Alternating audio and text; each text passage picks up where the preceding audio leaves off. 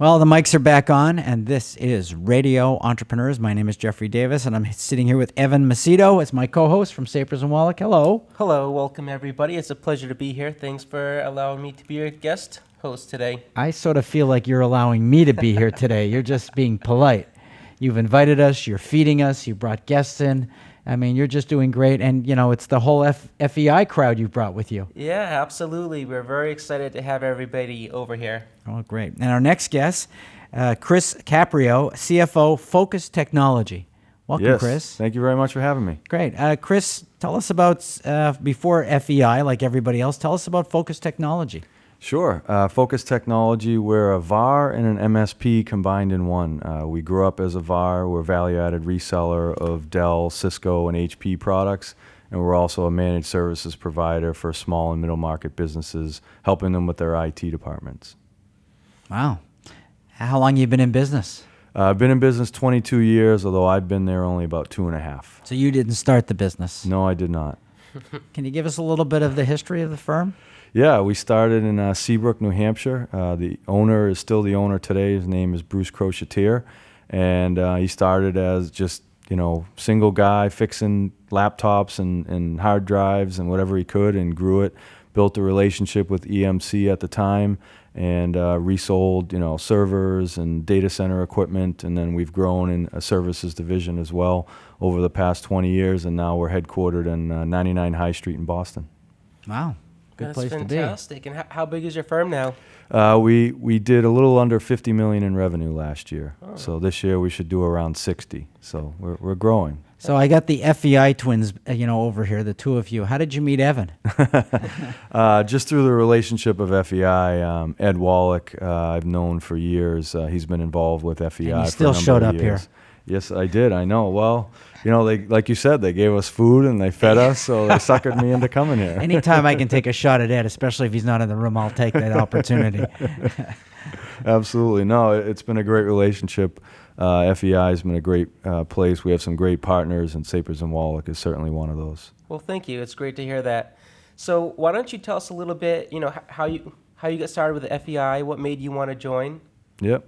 Probably about 7 or 8 years ago, I had just become a CFO for the first time and was at a small business, or a subsidiary of a large company, but in the U.S. we were pretty small, and just looking for ways to expand my network, my career, get a little bit more training and development, and looked around the internet at the time and found FEI, went to a couple events, really enjoyed it. So over the years, I would say the first 5 years or so, from 2011 to 2016, kind of just went to some events, didn't. And then a gentleman by the name of Paul Ryan, who's the vice president now of FEI Boston, asked me to join a committee, the programs committee, about Not 2 years Paul ago. Ryan from Wisconsin. No. Okay. Asked me to join the programs committee, get involved in helping them plan these programs every year, and did that for about a year and a half until Paul moved on up the ladder, we'll say, and asked me to be the chair of the programs committee about a year and a half ago. Oh, well, congratulations. Thank you. So tell us a little bit more about, I know there's a few different committees, but tell us about the committee that you're on and any other committees that exist within FEI. Yep. Yeah, we have 3 main committees, and then there's certainly other ones involved as well, but the ones that host events, I guess, there's 3 main event hosting committees, which one is career management, one is professional development, and then mine is executive events or programs. Our role, as far as my committee is concerned, we have 6 executive events every year, and we're looking to gather as many people in our group as we can and have good discussions around key business topics that are going on, or learn about entrepreneurs that have been around the Boston area that have helped the community grow, and just, spend time networking, spend time learning about the history of some company, or obviously more details around different companies, and get to meet the great people that are members of FEI here. That's great. Now, I really enjoy going to the events. And, I think it would be helpful for people watching this or listening to this to just hear a little bit about where are the events, maybe how they're run, or kind of, what people should expect to get out of them. Absolutely. Over the last couple of years, we've tried to make them on-site events. So what that means is we had Rhonda Kalman from Boston Harbor Distilleries last January, and we went to her facility. She had all her equipment of how she distills whiskey, and she presented that to us, and she talked about her history. She actually was the number 2 at Sam Adams before that, so she gave us a little bit of history there. This coming year in September, we're heading to Harpoon Brewery, where Warren Dibble, the CFO of Harpoon, is going to talk, and he's going to give us a history of the brewing industry for the last 25 years. Harpoon has gone from a mom and pop shop to now a huge global organization with their brewing.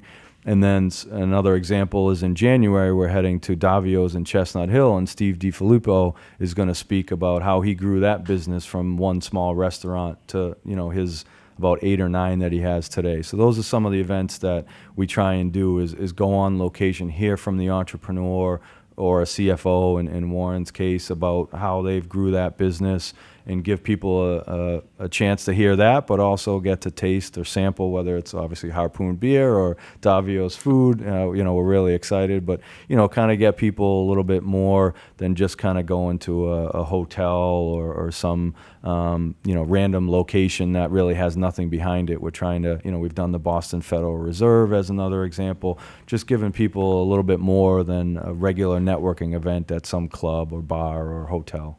Yeah, I mean, I'm new to FEI, but I was at the Boston Distillery, and I thought that event was just a ton of fun. Thank you. We met a lot of people. I got at least 5 different business meetings out of it with different CFOs and companies around Boston. So, and that's certainly what we're trying to do. We're trying to get, roughly we get about 100 people at our executive events, and we're trying to get those connections, our partners, our CFOs. We have other financial leaders that attend, and we're trying to make connections. So the next time you go to do business, and in your case with benefits, that you have a relationship with somebody that you have a mutual connection. You can ask others, hey, have you worked with Evan before? Or you can ask, did you work with Chris before? Mm-hmm. And it kind of certainly helps as we grow our own businesses outside of FEI, for sure. Yeah, absolutely. And how many years did you say you were on the committee? This it's my 3rd year on the committee. Yeah, my 2nd year running the committee, but my 3rd year on the committee. That's great. And how have you seen it evolve since you've joined?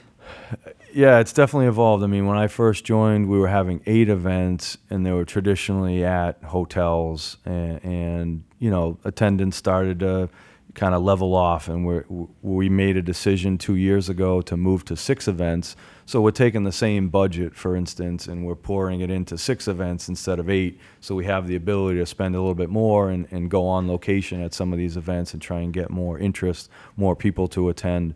And that's certainly a committee effort. That's not just me. I have a great committee, great support from the leadership of FEI Boston that have, allowed us to spend a little bit more per event than we have in the past, and we've been able to do that. And the other thing that's been key for us is people in the past used to have to pay kind of a mid-range fee, and then every event they went to, they had to pay $60. What we did now is we raised the fee a little bit, not the full amount, but now they go to events for free.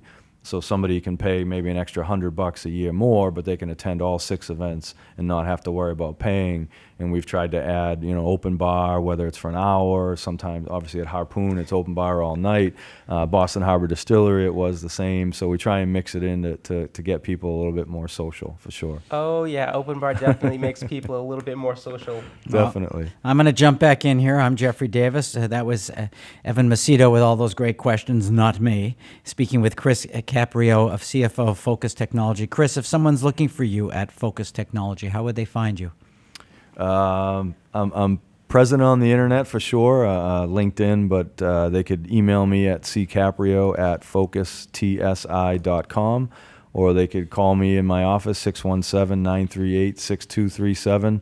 I'm happy to take anybody's call, learn more about Focus, or certainly learn more about FEI Boston. Well, that's great. We'll have you back on Radio Entrepreneurs in the next year. That would be awesome. Thank you so much. Business. Thank you, and thank you, Evan. Oh, it's my pleasure. Great. You made that one easy. I didn't have to ask a question. Hey, I do what I can, Jeffrey. Hey, always carrying my load.